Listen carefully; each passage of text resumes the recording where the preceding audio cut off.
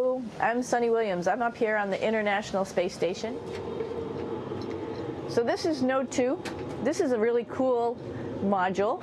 Of course, most of these modules you'll see they have 4 sides and they're put together. That way we could sort of work on a flat plane, either a wall, a floor, another wall, or the ceiling. But you know, again, all you have to do is turn yourself and your reference changes.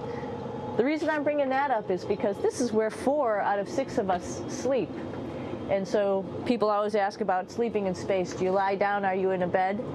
Not really, because it doesn't matter. You don't really have the sensation of lying down. You just sit in your sleeping bag. So here's one sleep station right here. I'm going in right now. You can follow me if you want. So I'm inside. It's sort of like a little phone booth, but it's pretty comfy. I've got a sleeping bag right here that we sleep in, so we don't have sort of like a little bit of a cover. We don't fly all over the place. But you know, you can sleep in any orientation. I have it sleeping, feeling like I'm standing up right now, but like you saw, I'm on the floor. But it doesn't matter if I turn over and I sleep upside down. I can't have it. I don't have any sensation in my head that tells me that I'm upside down, so it really doesn't matter. The sleep station is also like a little office. We've got a computer in here. As you can see, we've got a couple little toys. I've got some books. I've got some clothes and other things that make it sort of like home. I'm coming out.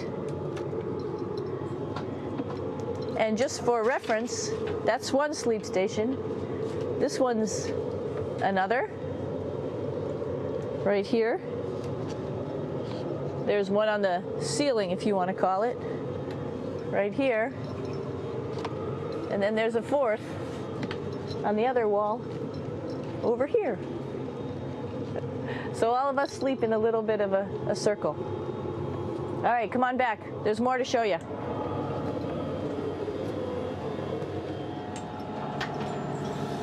I know that there's some questions about how to use the bathroom and how do you actually live in space like normal, like at home. I mentioned real quickly about getting up in the morning and brushing your teeth and washing your face. Well, how do you do that?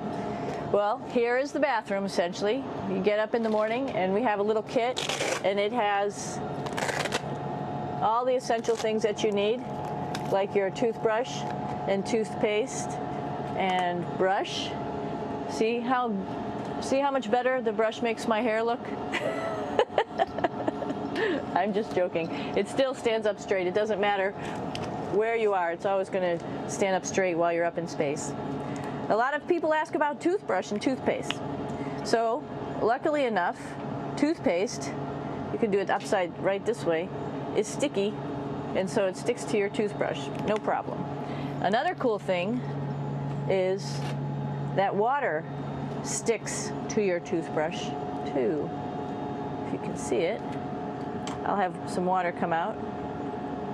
The water is pretty neat up in space. It'll stick to your toothbrush and it will make a big bubble, and that's just by surface tension. And then you can drink it. So a lot of people ask about what do you do with the toothpaste after you brush your teeth.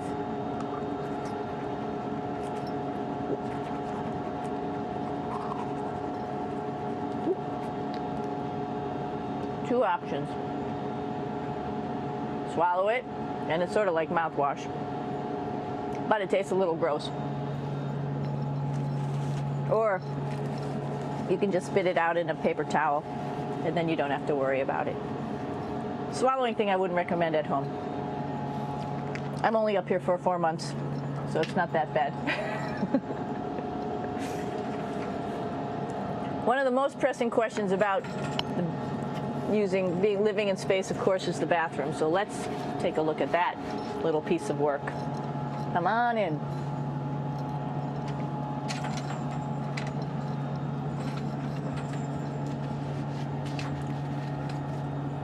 Here we are at the throne. This is awesome. You might see the little, you might have noticed the little moon on the outside. This is our orbital outhouse right here.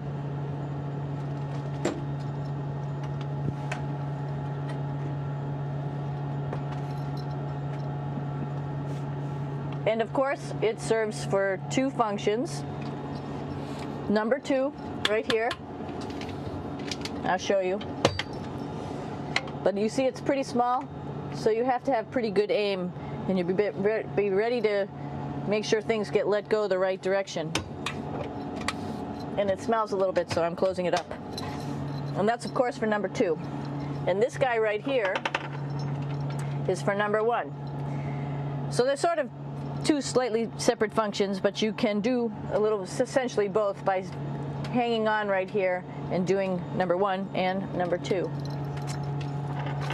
I might add it's color coded, so you really don't get it mixed up, which is nice. This is yellows for number 1. And also there's a selection of paper. People always ask about toilet paper. What do you do with toilet paper? What kind of toilet paper do you have? We have gloves, just because sometimes it does get messy. We have some Russian wipes, which are a little bit coarse if you like the coarse type of toilet paper. We have some nice tissues, which are nice and soft if you like soft toilet paper. We have Huggies, just for any cleanup. You know, we were all babies once, and this sort of helps. And then if things get really out of control, we have disinfectant wipes, just to make sure we clean up here. Because, you know, just like the water I showed you, the number 1 stuff can sort of go all over the place if you don't aim correctly.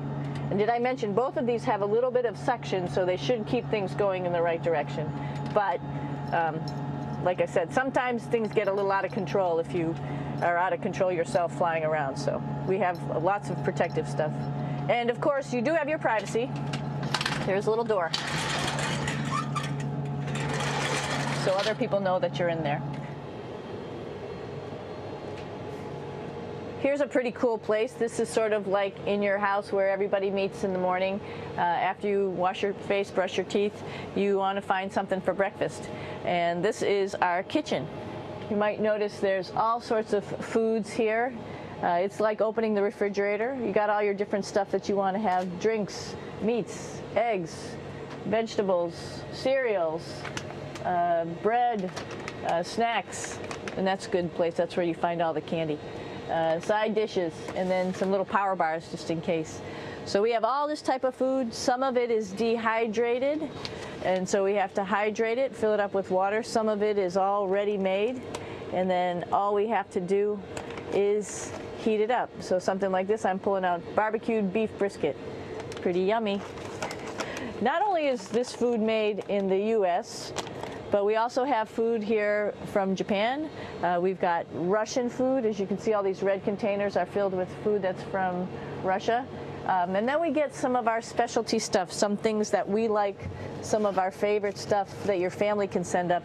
In fact, I like fluffernutters, and so I got sent up some fluff so I could make my fluffernutter with peanut butter. So you have a lot of food up here, no problems.